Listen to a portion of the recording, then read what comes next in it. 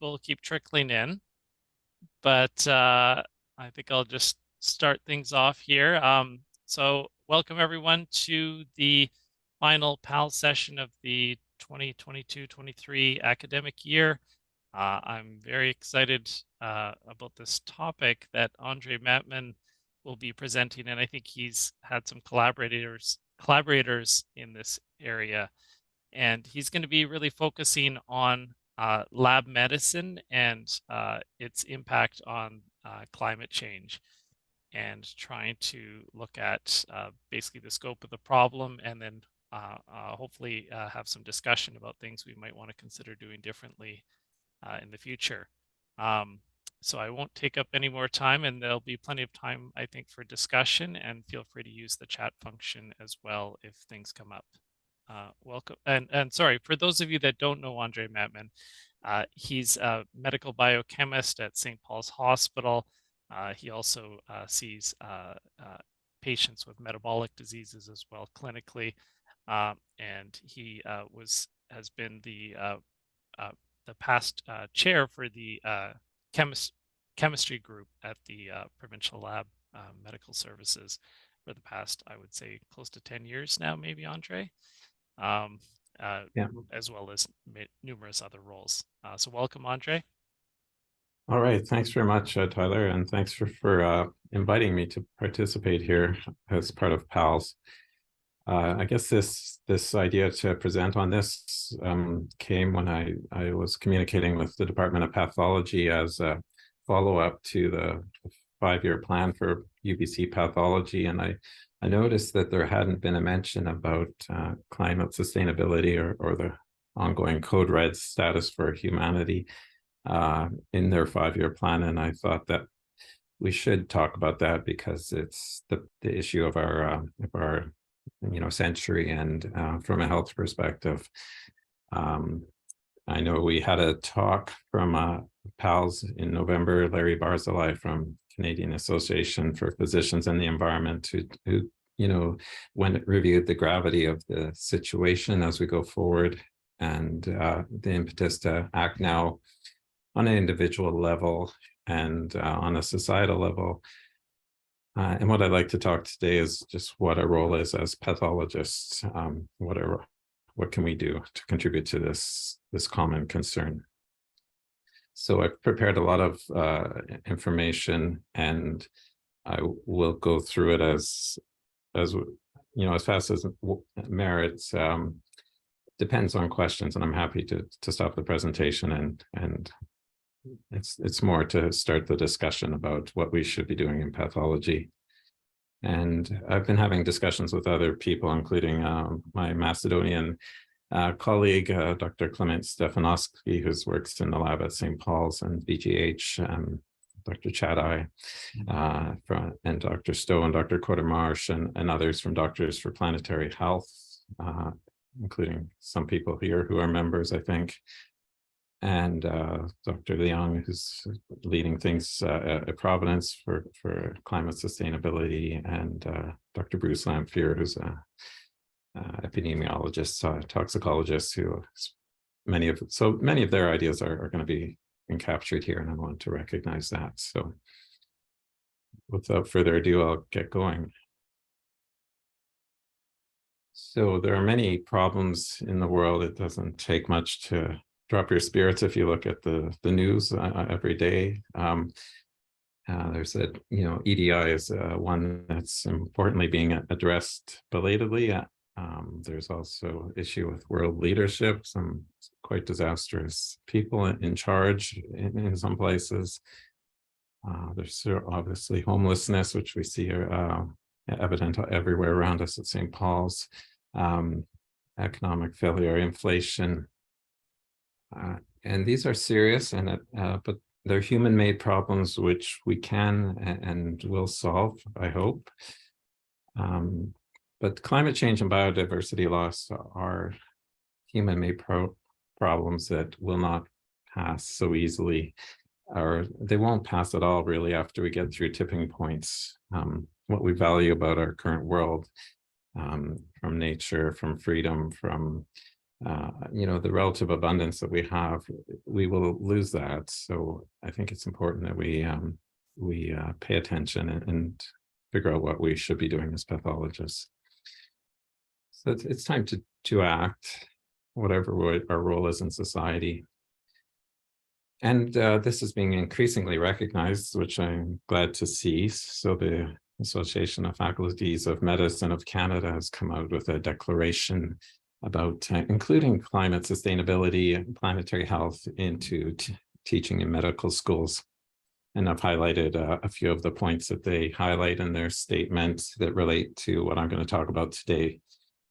So first of all is trying to minimize overdiagnosis, unnecessary investigations or treatment,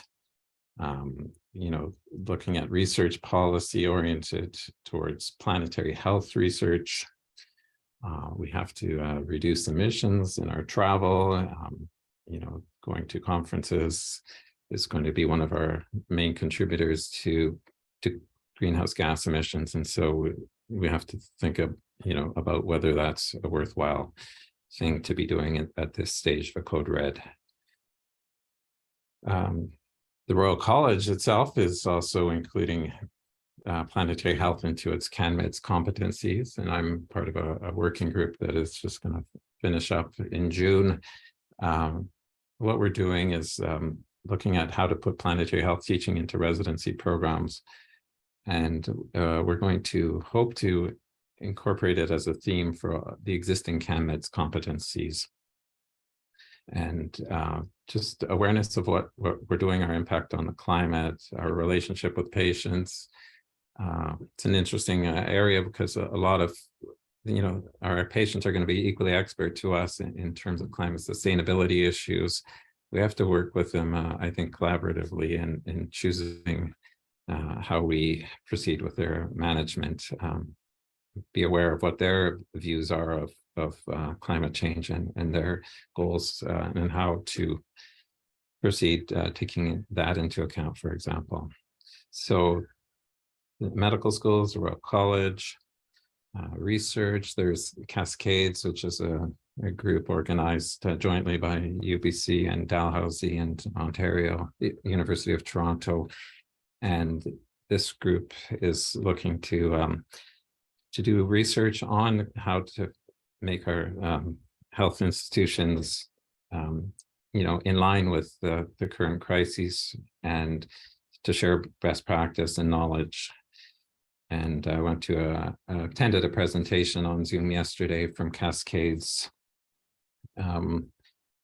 Oops, I got the wrong slide here, but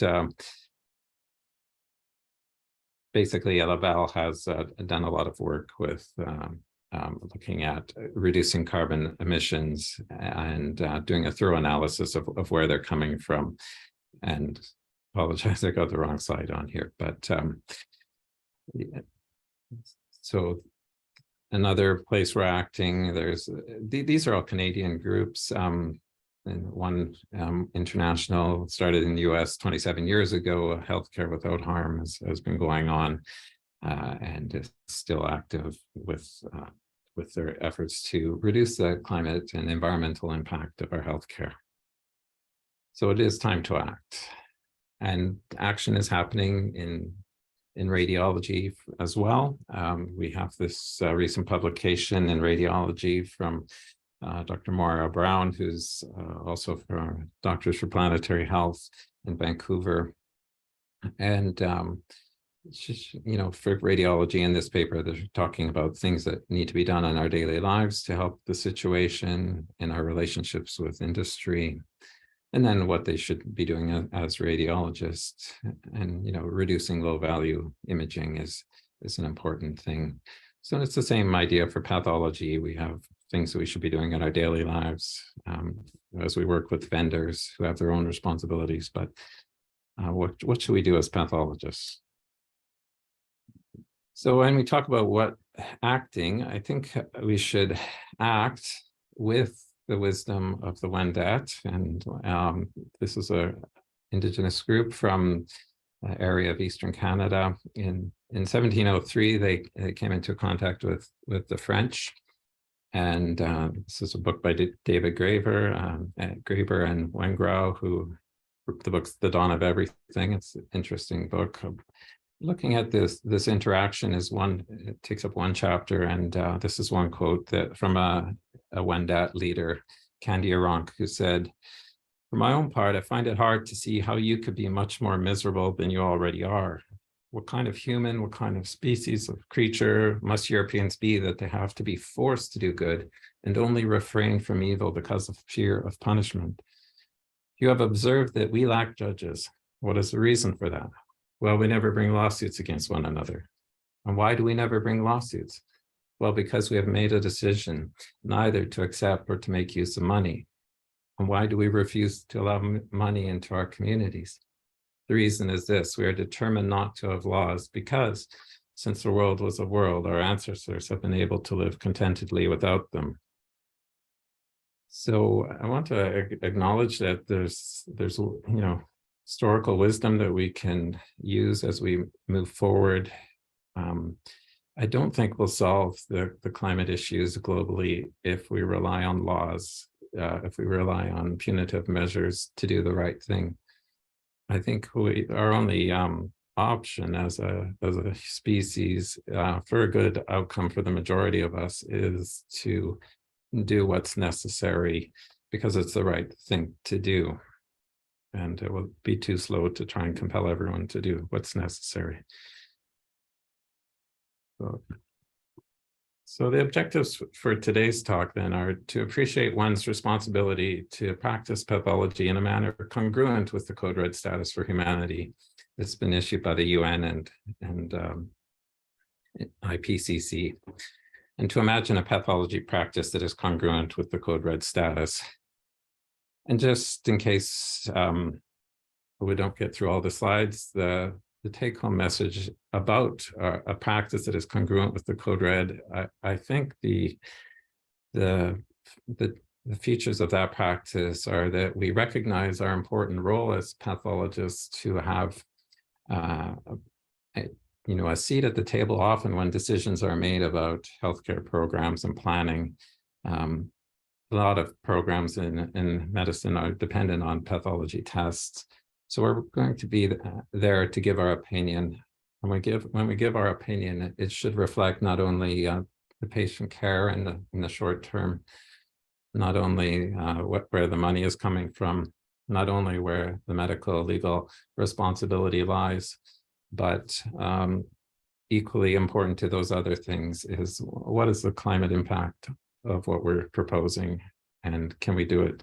Do we need to do it? Is there another way to do it which has a less impact?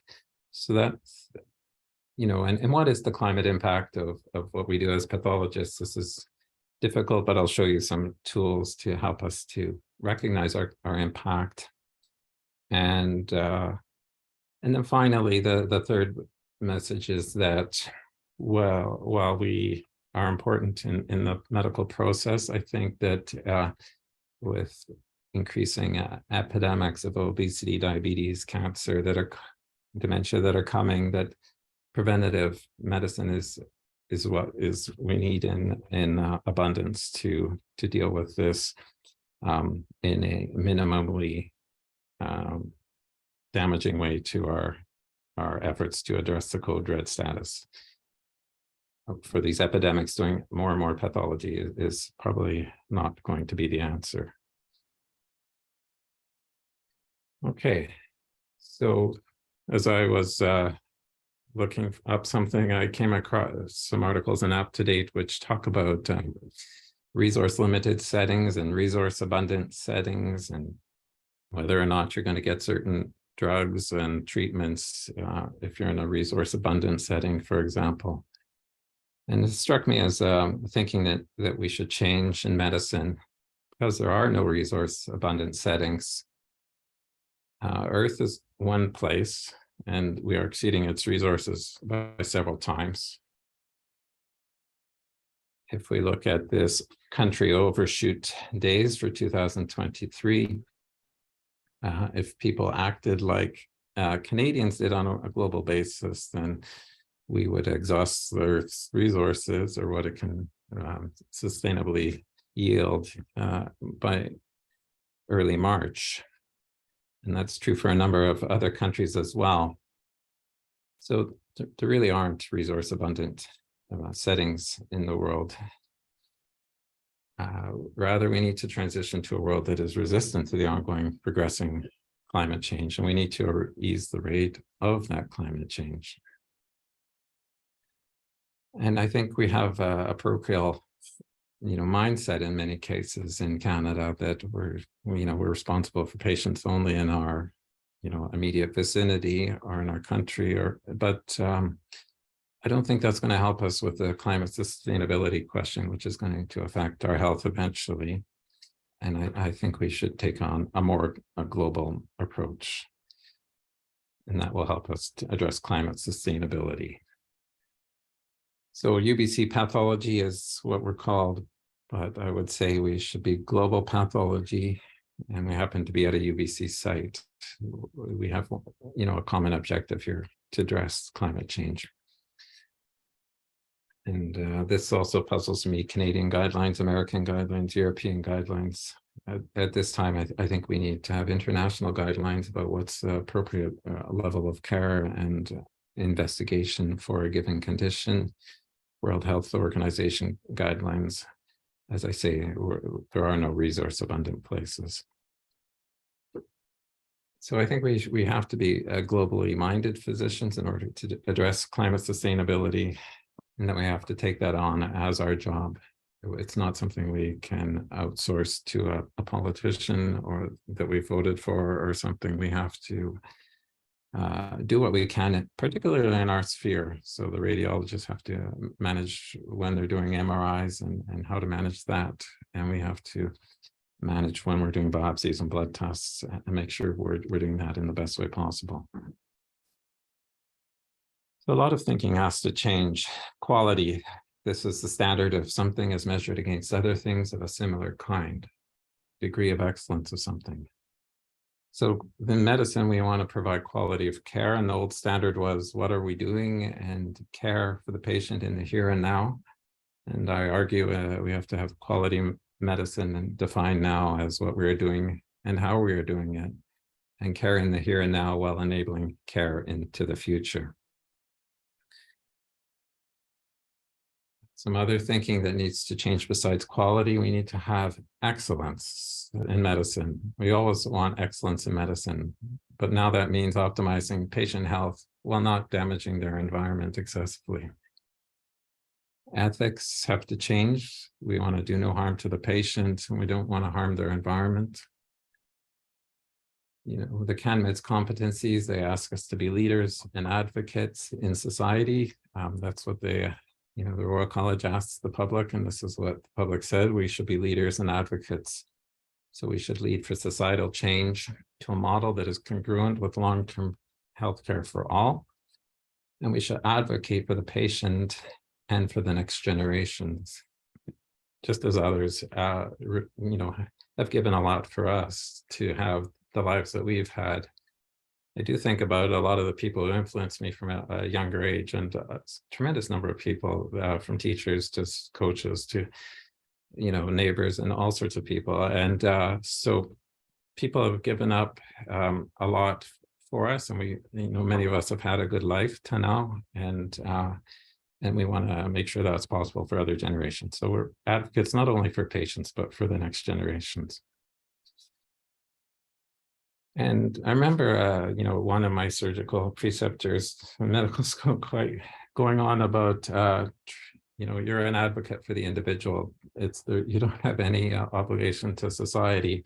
You're just there for that individual. Whatever the patient needs, you have to get that. And it didn't strike me as right at the time, but I did kind of accepted it. And I think we all accept that to a degree in our medical training. But it doesn't make sense. We can't treat the individual at the expense of the society. We can't treat the fetus and seriously damage the mother, or there will be no fetus. So we have to treat both. And so we have to accept that the environment is our job. we can't fix the environment by ourselves, but as leaders, as advocates, as role models, we want to make sure that we are doing what we can in our sphere of influence. It communicates the gravity of the situation and the importance of doing something about it.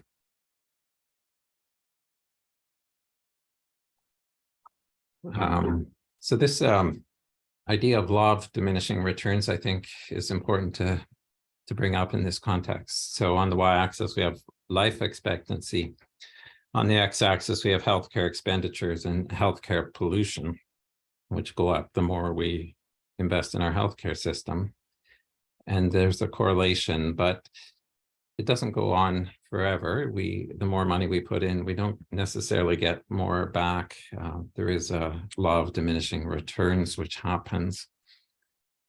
And this is healthcare expenditure per capita on the x-axis versus life expectancy at birth for various nations in 2017.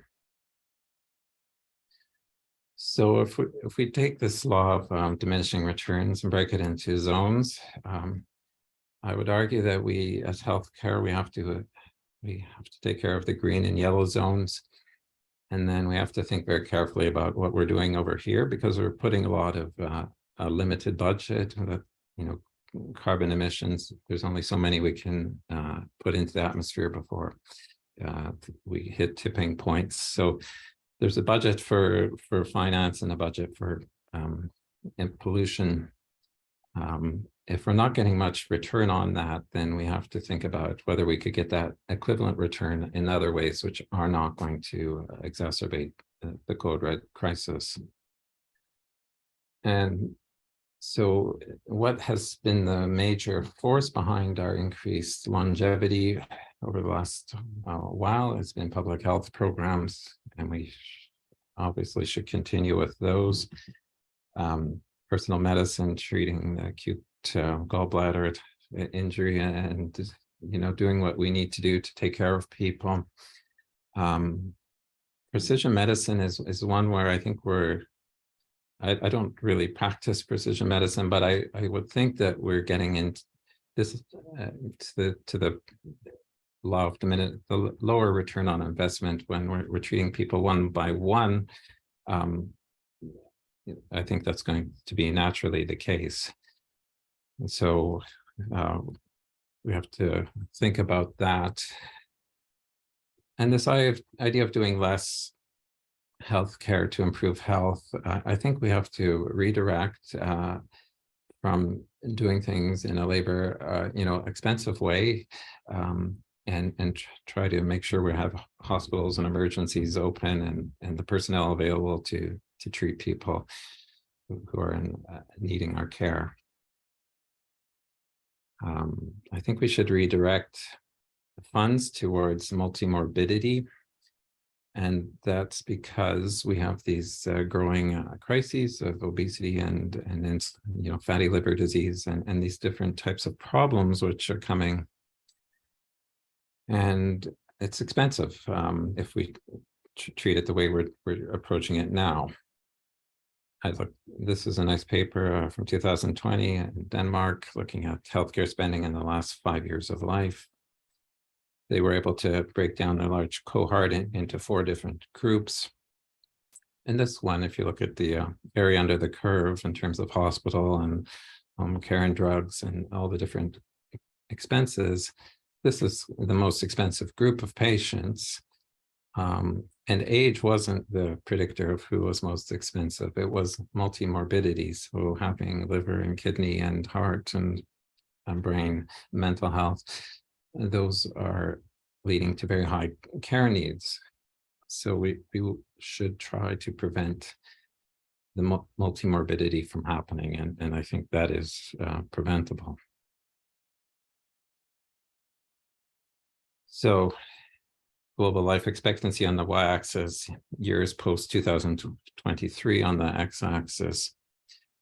If we don't redirect healthcare expenditure into climate change adaptation, mitigation, resilience, we're going to have increasing disability-adjusted life years from the pollution that is arising in the climate change. and we will see a loss of our global life expectancy.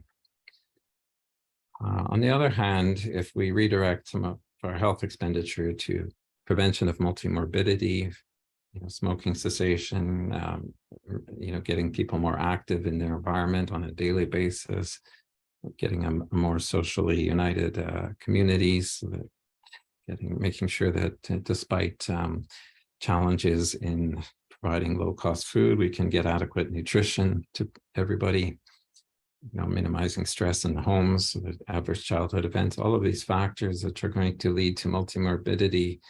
I think we should redirect funding here to prevent the epidemics from getting worse.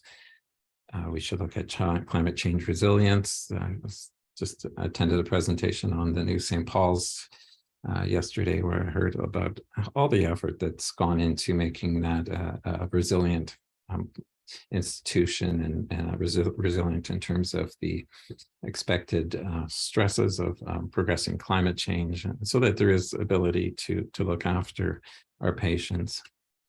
And of course, we should try to mitigate the degree of the change. So I think that's what we need to do in order to maintain what we value. Another idea that is evidence-based medicine. We always want to be evidence-based, but it's historically been evidence of individual health benefit. But I think we have to talk now about evidence that on a community health basis, people are getting better. And it's, as I say, we can't have this tension between the individual and the community. We have to treat both. And precision healthcare for patients, where it coincides with abundant care for the planetary ecosystems, is good if it can help to target our treatments and avoid unnecessary burden on the climate. That's good. And if it's a lot of expense and pollution for something that could be done another way, then we have to look at those other ways. Because the production of drugs as part of precision medicine is certainly a major contributor to greenhouse gases. And just an example of this type of thinking, this is from a diabetes care article in 2022, looking at the heart complications of diabetes and how they progress from stage A to B to C to D. And so the authors of this article were advocating that we should have annual blood tests. So a patient who doesn't have symptoms of heart disease but is at risk should go for annual troponin or a BNP. And if that's elevated, then they should get imaging. And if that's elevated, then they should get assessed as to what type of heart failure they have. And they don't mention it in the article, but naturally, they're going to get put onto an SGLT2 inhibitor therapy for this heart failure risk. So that's one approach. The downside of that is that we're doing laboratory testing, imaging, and prescribing, which is going to increase pollution, greenhouse gases. The patient's going to be going to a number of appointments that they have to get themselves to. Hope that's going to contribute more. There's going to be funding directed to this enterprise rather than to those other important pressing issues during a code red. And so that's going to have a negative effect and increase morbidity and mortality. And while this benefit is going to be static over time, this is becoming increasingly more of a concern over time. So let's think about it differently. Could we have make sure it's possible for patients or people in the community to exercise maximally as they get to and from places? That's going to reduce carbon emissions. Can we get them on a better diet, which is better for them and for the diabetes and better for the planet? Can we make sure they're taking their old medication, metformin? And can we, by that way, reduce morbidity and mortality without increasing climate impacts? That's going to stay positive. We're going to avoid this increasing negative change over time. So I would say that's a preferred strategy we should have now.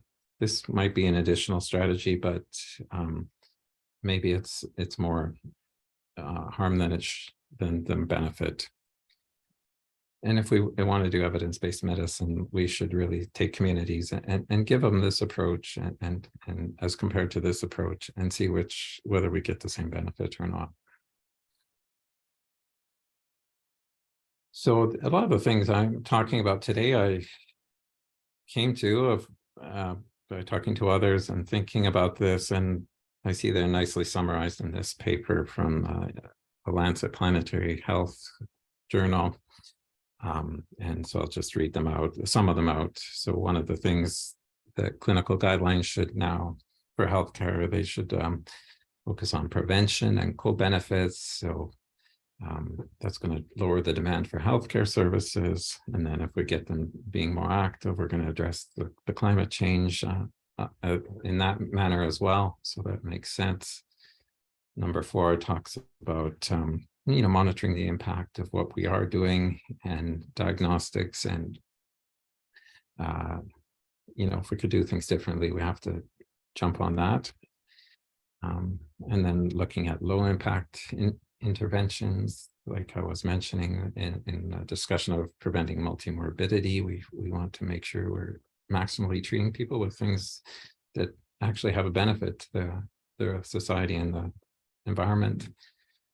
Choosing wisely is important. We don't want to overuse our healthcare system unless we're getting a high value out of that. And then we want to have some monitoring of how we're doing on this climate, sustainability measure. So that is just a general overview of how medicine has to change. And so now I'll switch to what pathologists should be doing.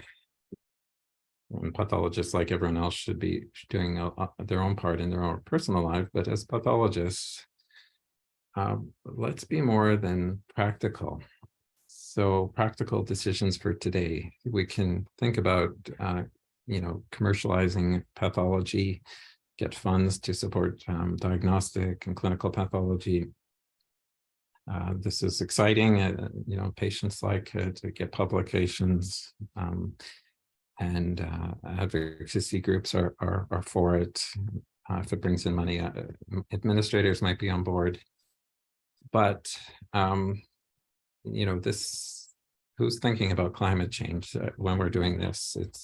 It gets lost, I think, in the excitement here. So let's keep climate change as the preeminent threat to health in this century front and center. Let's just make difficult decisions, even though they may raise eyebrows and be contrary to what's expected. Let's do what needs to be done rather than what we're obligated to do or what's easiest to do. So, for example, when we're looking at pathology services, existing and new, we want to define whether they're having a health benefit to the individual and whether they're neutral or of benefit to the climate as well. And we should endorse that. If they're of, modest benefit to the individual, but something and they're beneficial in the climate sense, of course, and endorse those. Also endorse those that have benefit to the individual, even if there is some cost to the climate, if we've done what we can to reduce that impact. And then things that we have to think more carefully about. There might be a clear health benefit to the individual, but if there's marked harm to the climate, or that harm hasn't been mitigated, then we should think twice about that. And then, of course, things that are unproven or minimal health benefit to the individual and harm to the climate, we obviously have to stop those. So when we're looking at pathology services, there's many that we're doing and we should continue to do that are beneficial on both sides of the equation. Some of those things are listed up there. And then things that are not beneficial or minimally beneficial with harm to the climate, we should stop doing. And listed some examples from microbiology, from chemistry, from anatomic pathology. The anatomic pathologist I spoke to saw value in formally, routines. I didn't specifically put it this way, but yeah, I'm not sure this is endorsed by anatomic pathology, this one about formula fixation and staining of cholecystectomy, but I looked at a paper which identified rates of adenocarcinoma in those samples of about 1 in 1,000 to 1 in 2,000. So when you look at the impact of doing formalin fixation and making slides, I would argue that that's far off on the law of diminishing returns. So, but these are things I think we should think about for sure. The blood testing, Tyler provided some examples there as well. So that's one thing. Make sure what we're doing is important. We like to get data in pathology, but we not always need more data. 70% of medical decisions are made on the basis of test results. That's a statistic that goes around a lot. And many guidelines advocate testing asymptomatic patients and then giving them therapy based on the test result. And so those are some examples there. And so it is true, probably true, that 70% of medical decisions are made based on test results, but that would include helpful and less helpful medical decisions. As I say, many guidelines are advocating testing asymptomatic patients as a justification for therapy. But is it evidence-based when we think of the community? What is the return on investment of this approach as compared to a population prevention intervention? This idea of selecting out 30% of the people for intensive treatment and not doing anything for the 70% who don't meet the threshold, it means that 70% of people aren't getting treated. So if you have a population intervention, then everybody's going to benefit, and it's going to, harm their climate less if you do it right. So we have to think about that. And we also have to recognize that iatrogenic disease is a serious side effect of this approach as well. So 70% of medical decisions are based on test results, but does this more testing lead to better health?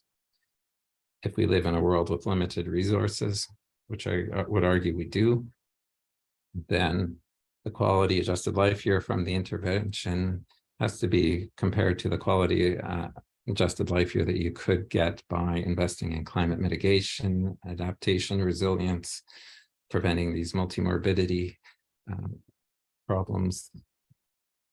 And it also has to consider the disability adjusted life years that will result from the intervention. So the CO2 and particulate matter that comes from, using the medical model to treat problems is associated with pollution, and we have to consider the effect on life that has. And I know that when I've talked about this in the past, people have sort of said that it's not their job to look at this sort of issues. This job is to make a diagnosis. But if you're proposing that you'll have a role in the system and that you stand behind that role, then you should understand the consequence of what you're proposing and make sure that the negatives do not are well below the positives. And there are tools to help us to do this as pathologists. This is a database called Healthcare Life Cycle Analysis, where people are collating studies looking at the environmental assessments of many aspects of the healthcare system. And there are a couple of papers I'll talk about in this talk about the impact of testing on pollution.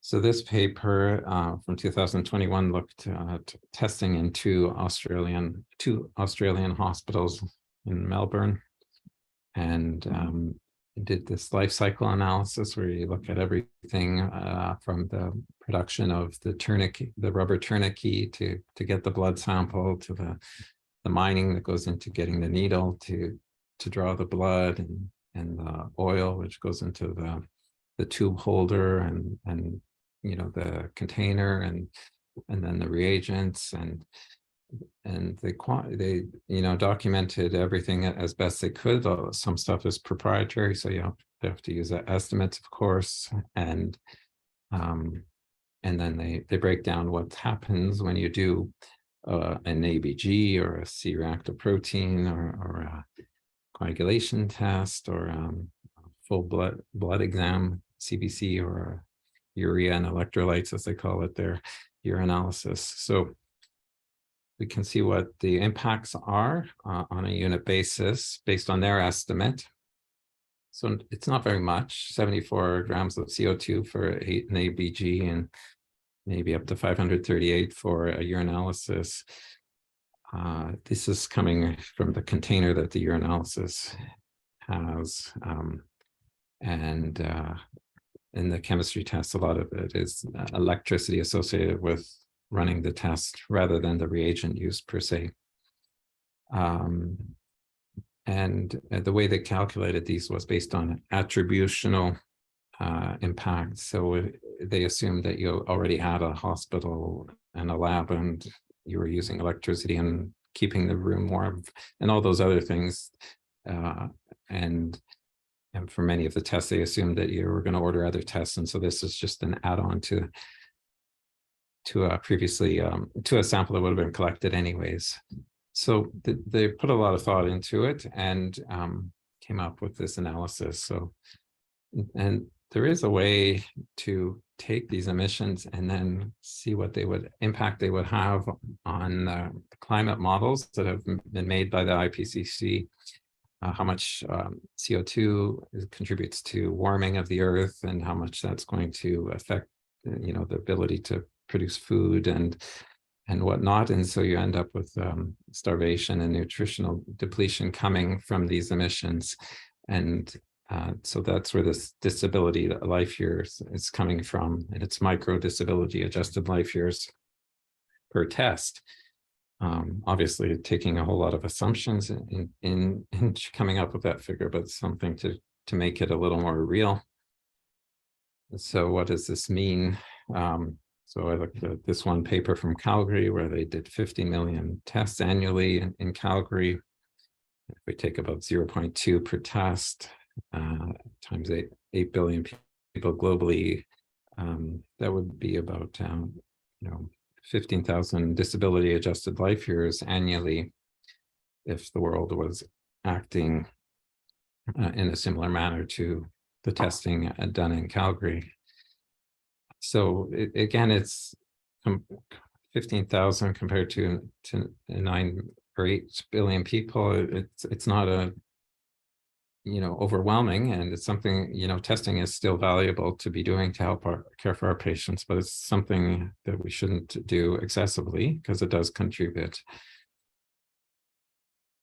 And what they concluded from the study, those that sample collection and phlebotomy itself, just those were the major contributors to the climate impact. So just to remind everyone that we don't need to do tests to help people. We know that we can ask them to exercise, and if they do that, then they will have multi-system benefits that are extremely important and will at the same time help us with our climate issues. So we don't need the medical system to be involved necessarily. Plant-based diets, these are increasingly recognized as friendly both to the individual and to the environment. And just looking at this paper again from the Lancet Planetary Health, we have relative risks of 0.77 by selecting the healthy food index. PDI is plant-based diet index.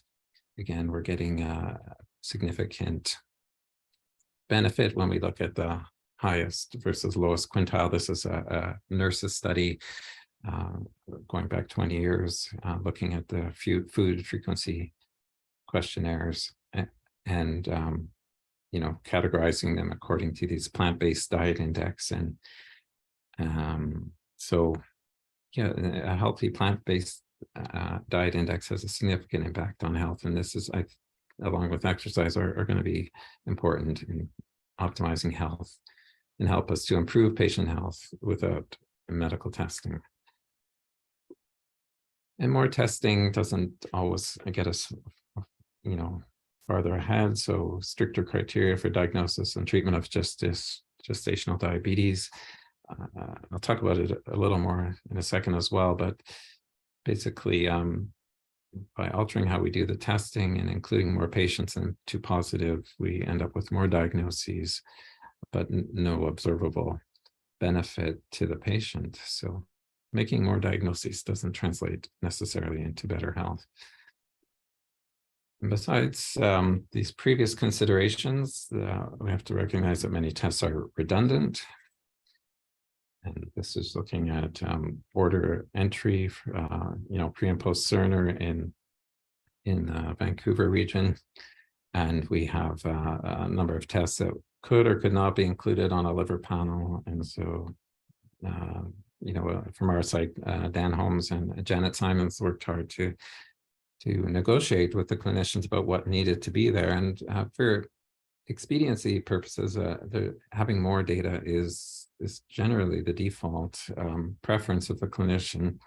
But if it's not adding to care, we should be cautious of that. And so things like AST, we were able to reduce those, and some more modest reductions between 2019 and 2023, despite the emergencies and the hospitals getting busier. We're seeing downward trends. And so it's a significant savings overall if we look at all those tests on a liver panel, and 20% reduction in testing by physicians. So if that were applied worldwide, then we would end up with saving 3,000 disability adjusted life years annually. So gastrointestinal biopsies are another thing that has been put through a life cycle analysis. And looking at the US, 20 million biopsies performed annually. And this looks like the emissions from 1,200 passenger cars. And just how the samples are collected could reduce that contribution significantly. That doesn't include the colonoscopy and other aspects, but this is just the biopsy analysis. And when I was on the colorectal cancer GPAC guidelines, I was happy to see that the committee did decide to err on the side of the environment, when to start screening, age 45 or 50. There was recognition that there was not much benefit, poor return on investment to be starting at age 45. So it was kept at 50. As somebody had up to 4 precancerous lesions, when did they need to go for another colonoscopy? It was a question of 5 or 10 years. And again, the committee erred on the side of the environment, I would say, going for 10 years. We opted to keep the FIT test, which is used to determine who gets colonoscopy at 50 micrograms per liter, which is a high sensitivity threshold. And that's different across Canada. And I think this study needs to be done looking at how much good we did by having the lower cutoff versus how much harm using those life cycle analysis came from that extra work. And it may be that the BC protocol is the best in preventing expensive cancer therapies, or it may not be. We have to do that kind of study. And I think I'm getting late, and I wanted to leave some time for questions. This is just more on gestational diabetes. I have through UBC, there's a sustainability scholars program, and I was able to get funding for the summer to have someone look at this issue of doubling the diagnostic rate, which we have done in BC over the past 10 years, and looking at the climate impacts of doing that. So instead of 7% of people out being told they have gestational diabetes, we now have 15%, which means people are going to go to the hospital. They're going to go to, see the diabetic nurse and dietitians and get glucose meters, and is there really a what is the measurable benefit? What is the predictable harm that comes from that? And I will just more about this thinking. This one paper looked and noticed that there was no measurable benefit, but there may be still some long-term benefit for cardiometabolic health or offspring by having the increased diagnostic rate. There may be, but there will be a greater contribution to climate change, and this will be the greater concern for those neonates as they grow up into adults. First, do no harm to the patient and not to the climate either. So many tests are redundant, and then we do quality control on our tests, and if they're not very helpful, then we shouldn't be doing quality control. And sometimes we should move to ways of monitoring quality, such as looking at patient median results rather than running quality control samples. This is an example of creatinine at different labs. You can see the patient median follows a pretty predictable course and then goes up here when errors were introduced. And so less physical QC testing and more analysis of data could help. And then finally, this diagnostic accreditation program, I don't think it has any incorporation of the code red in its standards or its approach to accrediting labs, and I would argue it should. I should, just like the provincial lab medicine system should be incorporating climate change into its decision making and figuring out how to run the system as a whole most efficiently from a climate-based perspective. And I've gotten good reception when I've mentioned that recently, and in fact, a bunch of strategic leads from different disciplines put together a very nice assessment algorithm for lab testing programs to help with determining which ones are most appropriate from a climate perspective. Anyway, so back to the diagnostic accreditation program. These are some of the new standards. Idea that by having more standards and we're going to have better outcomes. I don't think so. These two standards about monitoring temperatures of things that we don't need to monitor the temperature of. Generally, we know that things are working all right by other means. Yet when they get cited by the DAP, then people in the lab start talking about buying temperature monitoring devices to put in their coolers and to monitor temperatures on the ward and different things like that that are not helpful to patient care, and they are just contributing to this industry of generating more greenhouse gases and taking away shortage of healthcare people to do work that doesn't help patients. So the DAP needs to be reviewed from a climate sustainability perspective. And then finally, cost of data analysis. It's not trivial, and it's important to do data analysis, but it's not a cost-free endeavor either. So when we're doing research with data analysis, some measure of constraint is appropriate. And I will leave it there. So thanks for your attention. Thanks, Andre. I want to commend you on the ambition of the scope you took on with this talk, and also kind of it's something that I think is not traditionally taught in, I would say, medical school or lab medicine training programs. But it's nice to see that you've kind of helped bring attention to this, and I think that it's something that we need to kind of keep making inroads in terms of just raising awareness and considerations. I think there's always been talks about utilization management, which seems to go hand in hand with a lot of what you talked about. but I think it's always from a cost resources perspective, but the environmental impact is just as important, if not more important. And so I think That's right. There's a limited budget there. Yeah. Yeah. Yeah. Thank you for inviting me again. That Yeah. was... Questions from the audience? It's Cedric here. I had an interesting interactions many years ago with Anthony Miller, who's a very excellent public health expert, addressing issues of obviously screening versus case finding, etc.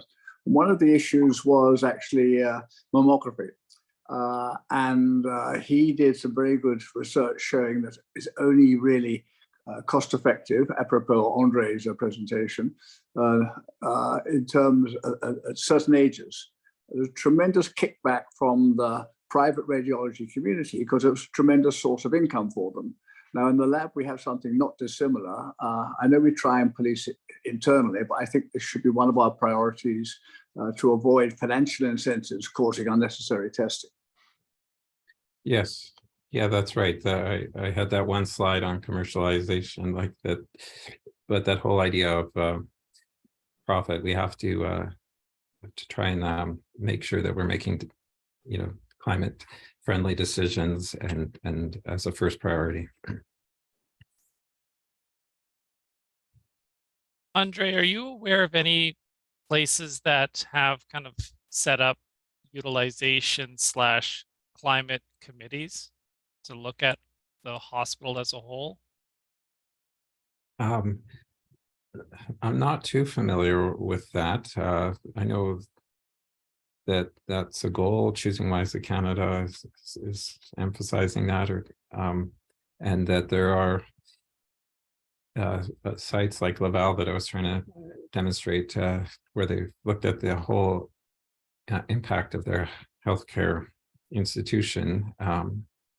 But that includes transportation to and from the hospital and how they power the hospital, not at that level, but not just from the testing perspective.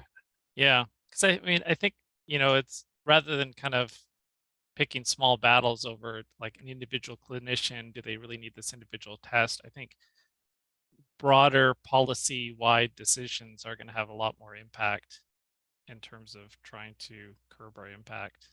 Victor, I think you've got a question.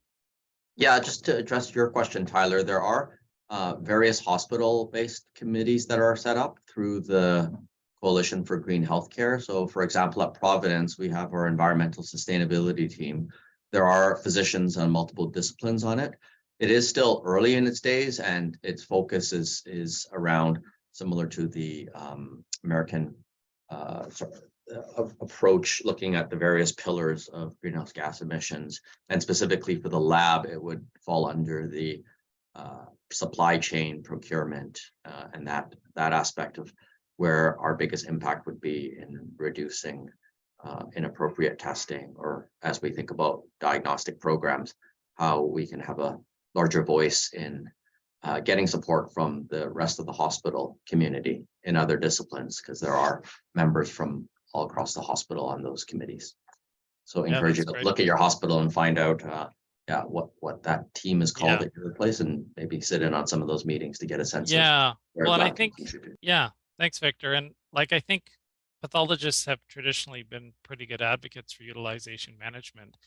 And so I think that this would be a good way for us to help reduce our budgets with unnecessary testing and then have beneficial impacts on the climate. And, we all have limited resources, so this is kind of a win-win. So I think it's good for us to be involved in these kind of initiatives. So thanks, Victor. And I'm going to look into what we have here. I actually don't know off the top of my head, I have to admit.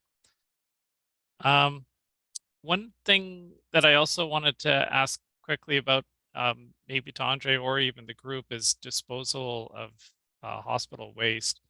Like, for instance, glass slides. Do we know what happens to all the glass slides we dispose of? Do they just go in a landfill, or is there any kind of recycling efforts that go into that? And because I assume the plastic tubes all just go into landfill. No, I don't know. I think that's an opportunity. So I've asked this question for our PhD environmental sustainability team, because we heard from one of the presentations for Coalition of Green Healthcare that in BC, a lot of the waste, medical waste, depending on how it's categorized, will get shipped to Coquitlam and then driven to Salem and Oregon and treated there through incineration. So, for example, the Department of Surgery is looking at some of the medical waste coming from ORs, what can be reused and what doesn't have to go for medical waste incineration and treatment. And I think that we should, as a department, inquire about that and learn what equipment or waste that we have doesn't need to go through that waste stream. Yeah. Yeah, because like Andre highlighted that thing about these temperature monitors just because, you know, they feel like it's a good idea at DAP, but not really recognizing all the logistics and impact that that would have. And really, I kind of feel like a lot of times with medical waste, we're just defaulting to disposing and incinerating because of the potential pathogen risk. But, you know, there probably needs to be some consideration about other ways to dispose of this when you're really still not going to increase the pathogen exposure risk.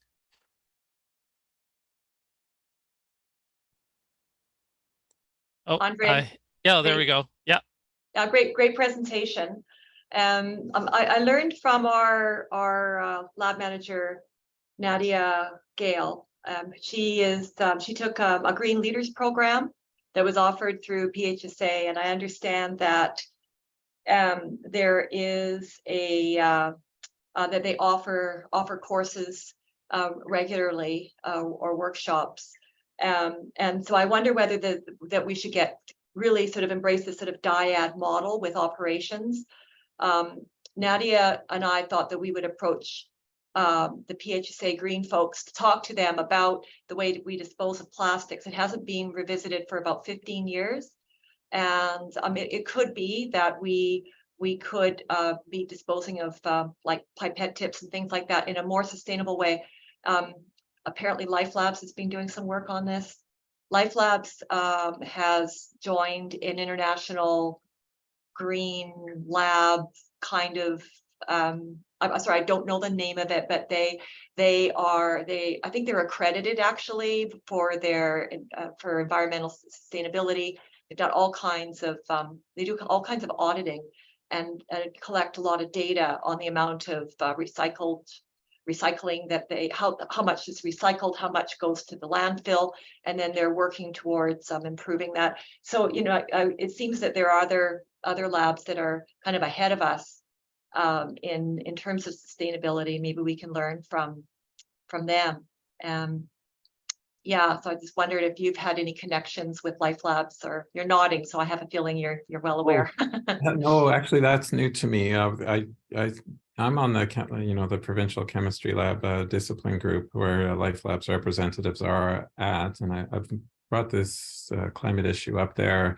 As I was saying, well received, but I didn't hear from the Life Labs representative about these initiatives. So that's good to hear. Yeah. That they're proactive as well. Yeah, I think best practices, wherever they're start, whether it's Life Labs or the hospital lab, we should share those and make those the standard. And those provincial committees, we should, make sure those are recognized as best practice. And how we design the whole system cooperatively to minimize climate impacts is what we should be using those provincial groups for. And in terms of questions about the mechanics of how to deal with waste and how we do the testing, those are all important questions. We may have some medical expertise to bring to that, but maybe an engineer would be equally effective. And so the message today is, if you don't need to do the process at all, that's 100% efficiency. You've gotten rid of all that waste. So yeah. So let's make sure we're doing things better, but also doing things that are important, and that can't be done another way. Yeah, one thing that you brought up is really, it's a mindset. A few years ago, we were reviewing our storage and use policy in the lab and coming up with, like, how long should we be storing this and how long should we be storing that? And at the time, we didn't actually consider environmental sustainability. And what I learned recently is that a -80 freezer uses as much energy as the average house, a single -80 freezer.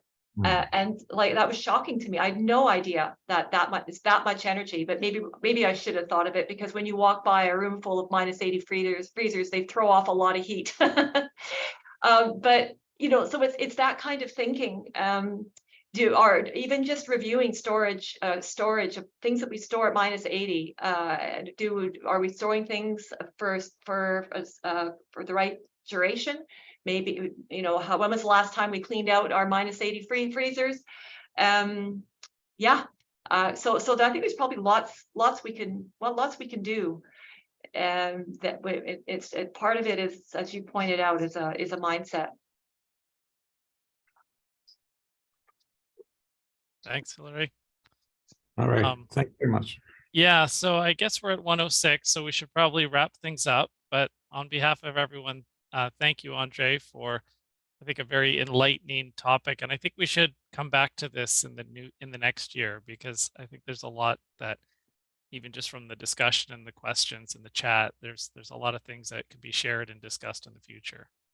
So Absolutely. Thanks everyone for tuning in. Thanks, Andre, and enjoy the rest of your Friday, everyone. Okay. Goodbye. Thank you.